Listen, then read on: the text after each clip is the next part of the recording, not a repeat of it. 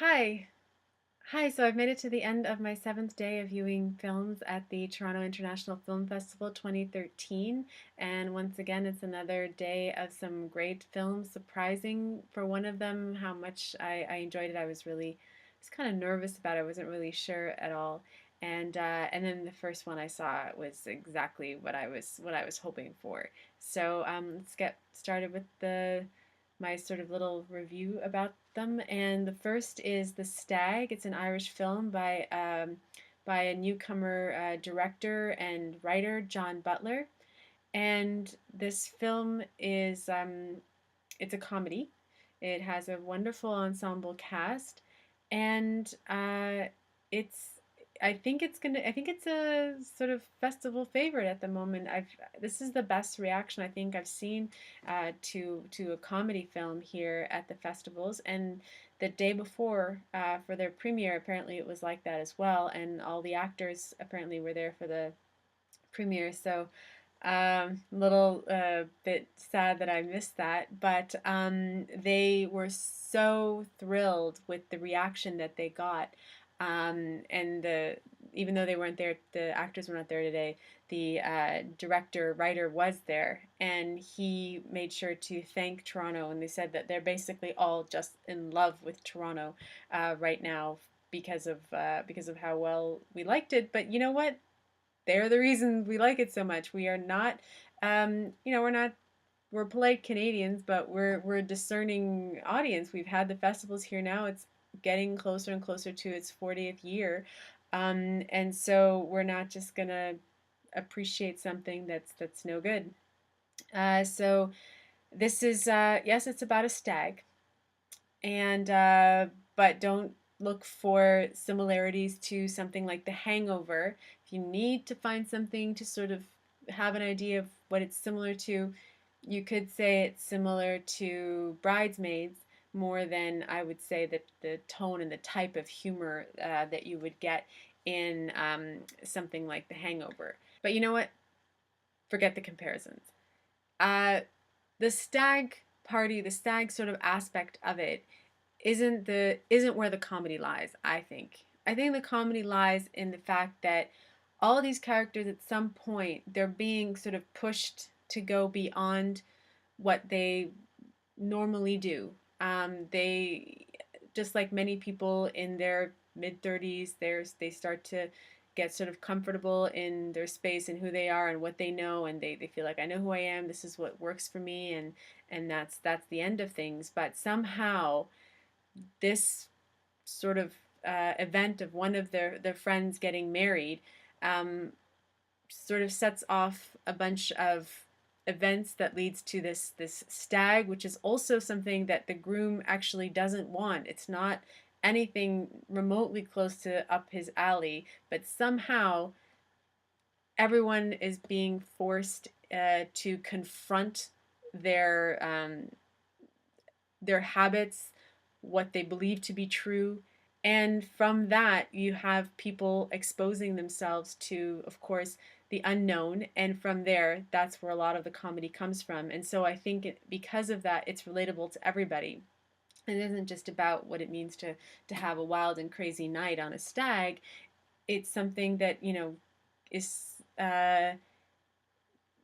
part of like the human condition, balancing comfort, reliability with opening ourselves up to adventure and potential that we had never seen before by trying something new. So, for that reason, I highly recommend it. It's funny and it also has a great message. It's there's a trailer you can look at, but please do not look at the trailer because I just looked at it because I liked it so much. I thought, hey, I'll see the trailer and hopefully relive a couple of the funny moments. And it's spoilers galore. So don't look at the trailer. I think I talked to the producer at the end of the show because I was really, concerned that I wanted to be able to tell people about it and hope that they'll be able to see it. So in Europe, they already have distribution, like they have it in the UK and Europe, Europe, I guess. And not that the UK isn't in Europe. I know it is. It's just, they kind of treat them differently as far as markets.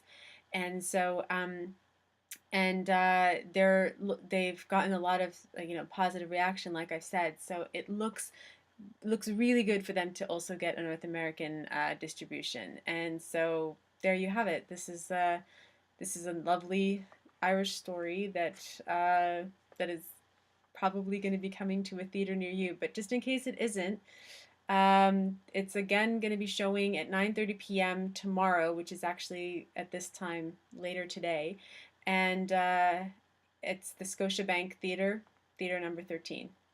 Friday the 13th, Theater number 13. I hope no one out there who wants to see this is in any way superstitious.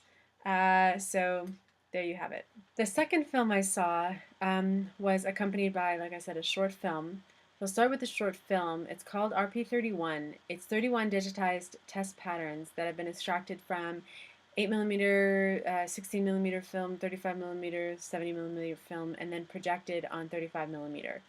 And it's really just these patterns in various orders at various speeds.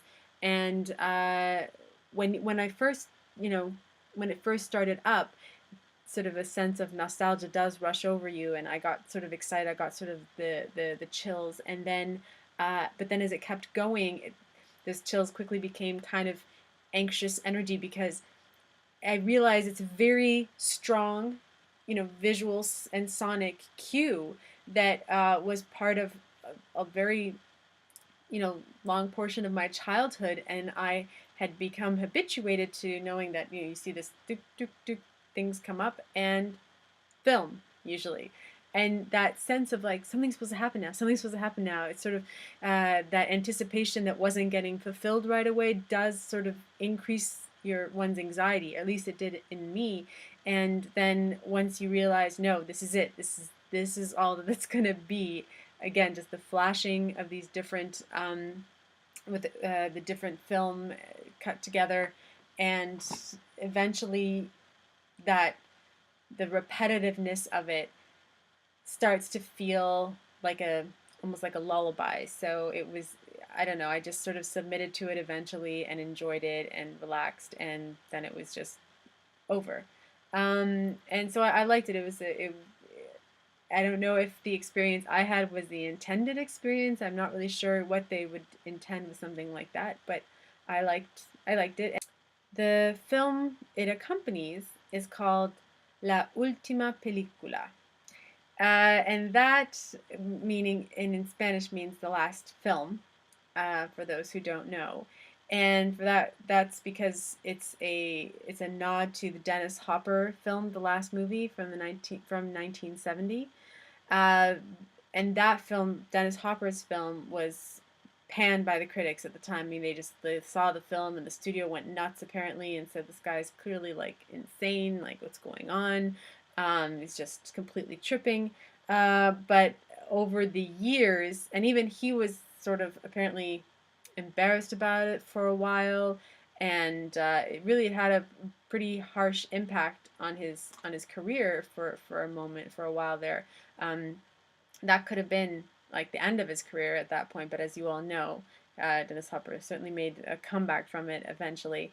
And then once he did that, he did come to terms with the film, and felt really like it was something that was just simply before its time. And so what I saw today was a good film.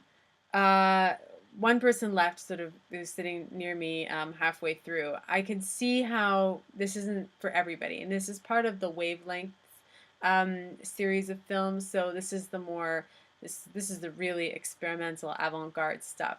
And I was even nervous about seeing the film because of that reason. I wasn't sure I was really in the mood or the headspace for something so avant-garde. It's really hit or miss. Some of the stuff that I've seen in the past just is like pretentious and somewhat annoying, but then also is dealing with the idea of film being over, being sort of, we're at the end of that history of celluloid film, like the analog film, and I think it's going to be a loss. I'm not devastated the way some filmmakers are, probably because I never really worked with film, actual film. So I don't really know, but I can appreciate the frustration because I know for myself as a photographer as well, there is a difference to the process of using analog versus digital, even in just the like in the process of photographing, when you have everything there and it's you have it on a digital screen and you can see right away where you're going wrong, what's happening, is this increasing move towards like this perfection that isn't um, that isn't necessary. It's this need for our own perfection. But before, you were sort of like, okay, that's the sun, that's the light, get the meter. Okay, you still use a light meter now, but I'm just saying like it was very there was this element of mystery, and then it was out of your hands. Um, I could take great photos or the best photos I could possibly take, and then I was abroad sometimes and wanted to just get them developed, and certain sort of less developed countries where I was traveling.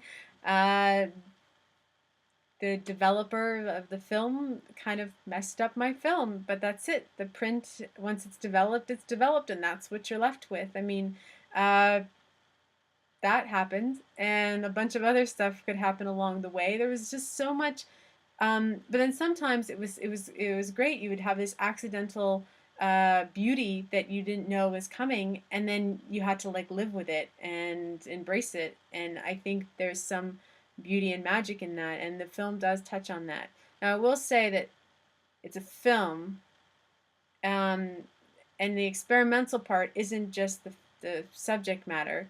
It's got this sort of like meta component to it where it's a film about film, and it's like part mockumentary, part earnest commentary. Uh, so as far as following along, it is sort of a little bit out there, but yet you do get drawn in. I think it's very well paced. I think the editing, given the elements they had to work with, were great because again they mixed different film. They took some of it's 8 millimeters, some of it's 16 millimeters, some of it's 35 millimeter, and then it becomes like this. Some of it's video. Apparently, there's part of it is even digital. Even they're saying the idea was to take the film about the film that they're filming is within the film about film is about using up the last of their film because film is ending, and so there's this weird sense of um, loss and urgency, and it's tying the end of the world and the end of film together because it's also filming during this sort of the 2012 the Mayan prediction of the end of the world. So they're on location near sort of uh, a former sort of Mayan settlement, and in Mexico. So yeah, I don't even know where to go with describing this, but it worked. It doesn't sound like something that makes a lot of sense, and it sounds like it would be confusing and bizarre, but I liked it, and everybody there seemed to enjoy it. There were a lot of funny moments. So if this gets some kind of distribution, this unfortunately was the last time it was screening at the festival, so I can't even tell you to go out and see it, but at the festival. But I'm assuming it'll be shown in other places as well. And this is a local person who made it. So, well, Mark Parenson is from Toronto, and he was there presenting and doing a Q&A and talking to people at length just outside of the theater about the film, and did it together with Raya Martin, who was not there. So yeah, I think it was a success. And I enjoyed it very much. And yeah, I don't know what to make of this idea of the disappearance of film. It is unfortunate. We'll see what happens. And that's it for my seventh day. All right, bye.